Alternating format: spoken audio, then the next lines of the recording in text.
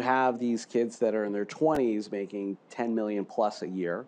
Now you have NIL, and you've got some, mostly not, but several kids that are making millions, hundreds of thousands of dollars coming into D1 programs like the SEC and others.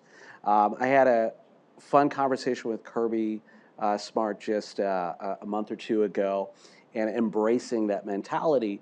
And the conversation I've now had with several is that that's probably going to come to high school, and it's just a matter of time.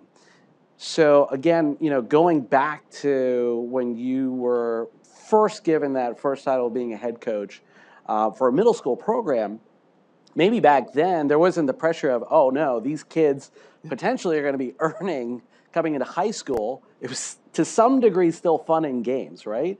But still there's that mindset of there's pressure from the parents, social pressure, kid pressure, winning, losing becomes a big emotional thing. How do you prepare those kids? I know you asked a lot of the questions to them of what their vision is, but when you know those kids are having so much pressure, I mean, we all do, right? Whether it's our parents, whether it's our brothers, sisters, do I live up to this kid? I don't want to end up being like this person. Or God forbid, you're like my dad, who's cutting out Wall Street Journal articles and saying, hey, look at this kid. He's like 12 years old. He's a neurosurgeon. There's that pressure, especially as that pressure is continuing amping up. Contrast then to now, and don't give us all the fun stuff that's happened in between, but what's the mentality, or has it changed at all from back then to today in preparing these kids, whether it's middle school or high school, potentially going to be major earners right after? Well, I'm an old school guy. So you try to blend in as much old school as you can as far as just the mentality of what needs to happen. We always say hard work, sacrifice, all those things that really go into being a success. The thing is, you try to tell these kids, and when they're being compared to this player, rankings, this, that, and the other, you try to tell them to create their own path. Everybody's journey is going to be different.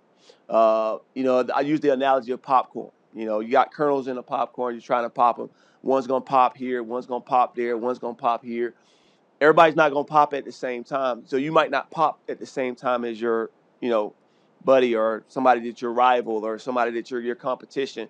But you're going to pop if you continue to do the things that are going to make you successful. And I think you have to instill that type of mentality into them. Now, with all the things that are coming about now with NIL, and you start throwing the finance part into it, it does become more of a challenge. The part about high school is, like, for instance, Georgia is a state that allows NIL for high school. It's in its infant stages right now.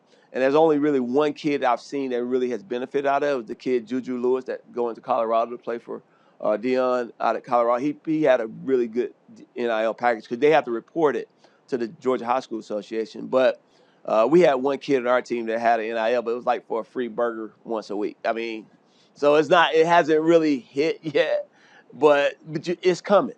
It's coming, and you got to kind of prepare for it. And the thing about it is,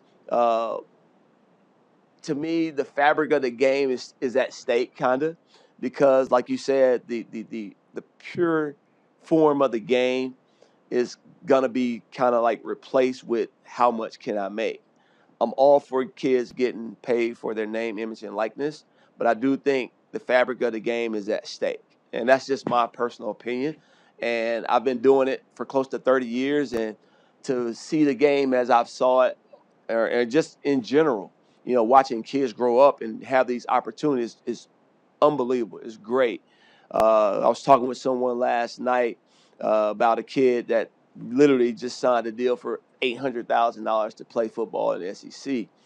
And we were just thinking, like, when I was in college, what the world, if I had $800,000, I probably would be dead somewhere, like, if I had that much money. Just thinking, like, because I think I had a couple $1,000s in my pocket, and I felt like I was rich. So it's just a different ball game. And I think you have to kind of meet the kids where they are with this, because it's so important, because life skills will help them make good life skills will help them make good decisions with that. And so it's just kind of ever evolving thing that you kind of got to adjust. And the best thing is preparation. Try to prepare them, put them in situations, give them courses, and give them, have people come in and talk with them about it. And that's what we've done in, my program.